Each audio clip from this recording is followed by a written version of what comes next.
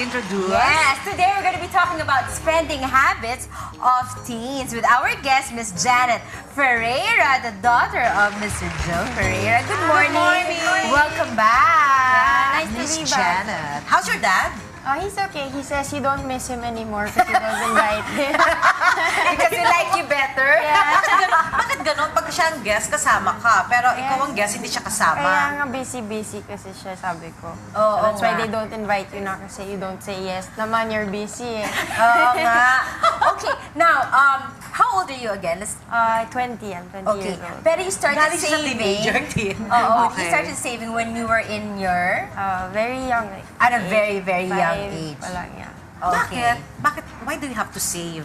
Siyempre, nandiyan naman ang parents mo. Yeah, that's what we talked about last time. That was the question they asked. So today, we're going to answer that question because we're talking about spending habits sa teens. So when a young child asks the parents, Mommy, Daddy, why do I have to save? I don't pay naman for the house, I don't pay for my food. Then when they start becoming teenagers, they watch TV, they see the nice shoes in the mall. So then they want to spend. So when they want to spend and it's out of their budget, at least they have money set aside. They save, they know how to save, and they can spend for their own expenses. Yan. So how do we teach our children, our teens, to spend wisely? Kasi magkaiba yun eh. Correct me if I'm wrong. Yung saving and spending wisely, or it's almost the same. Is there a They're different, difference? but they're connected. Yeah, may Kasi of correlation. course, you cannot spend if you don't have savings, if you don't have any money. So, if we want to understand how to teach children and teens to spend wisely, we have to understand where do we lose our money ba? Kasi diba that's what an expense is. Whenever you lose your money, that's an expense. So, siguro yung number one dyan, malls or expenses that you see nice shoes, you see nice clothes, you want to buy them because when you're a teenager, you want to be different from the rest of the crowd, di ba? That's when you find Alam mo yung anak ko nanonood ngayon si Abby. Hi, Abby! This is for you! Lalo na kung girls may nanliligaw, kailangan maganda. Ay, hindi, wala na naman manliligaw muna sa kanya. Meron, hindi mo alam. Hindi, gusto lang yung mga shoes, and then yung bag sa pinabibili niya, school bag. Diyos ko, ang mahal-mahal, parang wow. Pero meron, hindi mo lang alam. Abby, no? Secret natin. Okay, and then?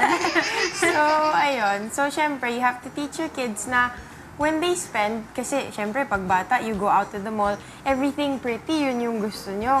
So, you have to teach your kids na when they spend, it should not be based on yung uso or yung trend. Kasi kung ganun, lahat na lang ng uso yung bibilhin nila. It should be based on a need. So, you have to teach Yun, them that's very important. how to differentiate a need or a want. So, my dad always says, how do you know if it's a need or a want? Yung need centered yun sa food, shelter, clothing. So, hindi naman porket food, shelter, clothing, you can buy 100 new blouses or shoes. Kasi porket food, shelter, clothing, that doesn't mean it's a need. So, you have to make sure na if you can survive without it, that's when you know it's a want.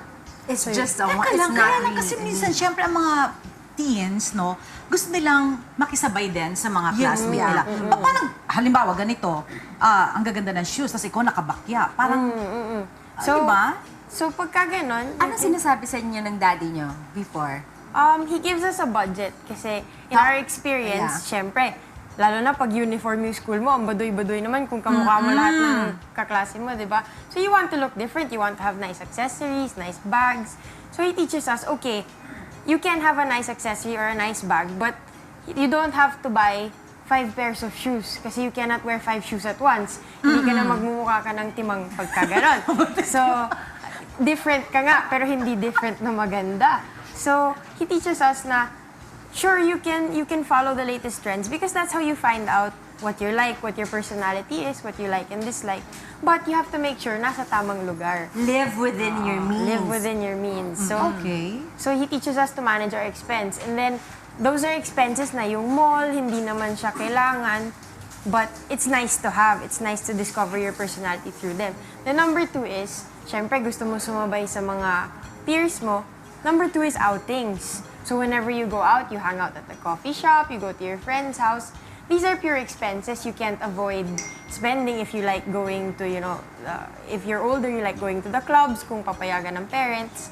Then, you have to make sure na your outings are limited and it's inside your budget.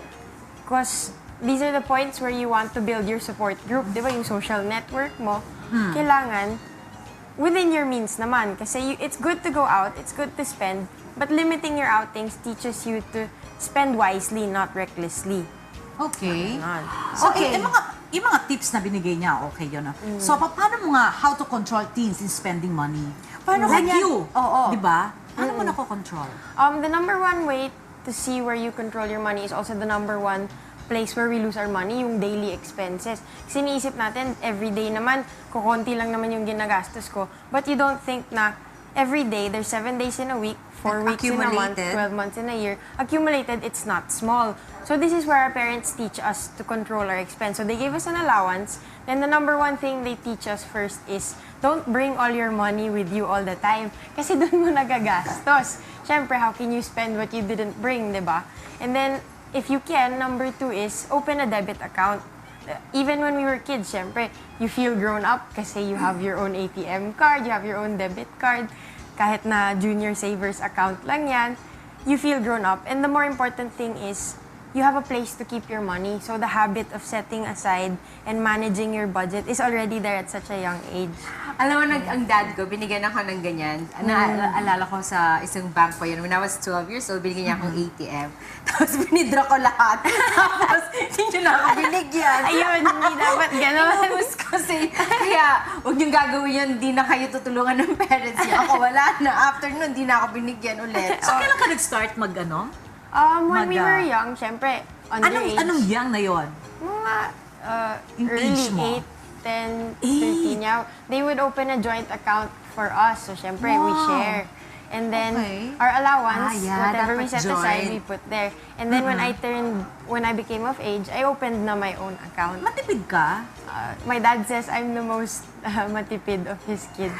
Okay. He says. Okay, paano kunyari, you're with your friends, syempre kailangan mo to, like social networking and stuff like that. Eh, yung mga friends mo, mahilig kumain sa mga expensive na restaurant. So, what do you do? Like, weekly they go. Do you go weekly with them? Or you go with them like once a month? But at least you go once in a while. Partner, pwede ko sagutin. Diet ako. So, paano mo ginagawa yun? It's also a good way to teach your kids to learn to say no din kasi kailangan nilang isipin, do I really need to go? Siyempre, it's not a need. Di naman sila mamamatay if they don't go every single time. But it's also important for them to socialize. So, you teach them na they can go as long as it's within their means. Siyempre, paano sila lalabas sa restaurant if you didn't give them money naman for it? So, if they know how to plan their expenses and their allowance from the start, they can set aside, like, let's say, every 15th and 30th of the month or even every Friday if they can go out with their friends and eat out. But when they know that it's not within their means, they should learn to say no also. Okay. Like, pag nag-order ka ng food sa isang mahal na restaurant, you don't really get yung pinakamahal. You get yung okay lang. Mura? Yung Yeah. mura. Ay, kung hindi naman masarap. Hindi, normally naman, masarap naman kasi you pay for the quality. Kaya medyo Huwag mahal ka na din lumabas sila. kung hindi naman masarap. Oo. Kasi nga, partner, eto ngayon. Kasi may pagkaganito ko eh. Impulsive buyer. So, anong Ayan. advice ang mabibigay mo sa kanila? Sa akin, umarap ka sa akin. Okay. Kala mo mauubusan ako. Ano gusto ko to? Akin to. Okay. Ayun, yung mauubusan, dapat hindi yung ubos-ubos mentality. So now, let's say, you have a debit account, you have the habit of accumulating money. I mentioned last time yung price ceiling. Dapat, when you see something nice, tapos it goes above your price ceiling, like let's say 2,000 pesos, you cannot buy it on the spot. You have to go away, and then if you still really want it, nakatulog ka na at lahat-lahat, you can go back and buy it. And then the number 2 thing is, when you're a teenager, syempre, your likes and dislikes are there. Let's say you get into sports or fashion, syempre medyo lumalaki na yung expense. Like a nice pair of athletic shoes is above 3,000 and the budget your parents gave you is only 2,000. So, if you manage your expenses properly and you know how to save, you can spend to get the 3,000 peso pair of shoes that you want. Then another tip my dad always taught us is the rule of double. He doesn't let us The rule buy. of double. Yeah, he doesn't let us buy something like, let's say I wanted to save up for something that's worth 3,000 pesos, a good pair of shoes that will help my athletic game. and then I have the 3,000 pesos already, I saved it on my own, I can't buy it yet. I have to buy it when I have double the amount, so I have 6,000. So that even if I spend for it, I have 3,000 pesos left. So hindi ako ubos-ubos. Kailangan talaga makausap natin yung tatay mo. Kailangan. Kailangan namin ng saklola dito. Kami tatlo. Tapos ako pa, ito pa. Pag halimbawa, alam mo, misa sa bahay, pag ako narin, dalawa na lang yung toothpaste ko, dalawa na lang, mauubos na tayo. Kailangan, bili. Alam mo, gusto ko pag-usapan pag mga sale. Na-discuss na ba natin yun? Yung pag sale, is it good to buy? Kasi sale is like 50 off. Talagang are we getting our money's worth pag bumili tayo sa sale? Minsan parang kay partner, gano'n na nangyayari. Ay, sale! So, bibili na ako. Yung sa sale naman, basta... Ngayon, we'll tackle about that next time. Okay. Very good Kasi topic. marami tayong pag-uusapan. Oo Tsaka, nga. sarap-sarap niya kausapin. Okay, so balik tayo dun. So, ano pa yung mga tips na mabibigay natin how to spend wisely? In a nutshell, before we end. Para sa mga teenagers. Number one is just remember the point of managing your expenses is so that may matitira at yung matitira lalaki so that you have a fund in the future. The number two is it's okay to spend so long as you don't spend recklessly.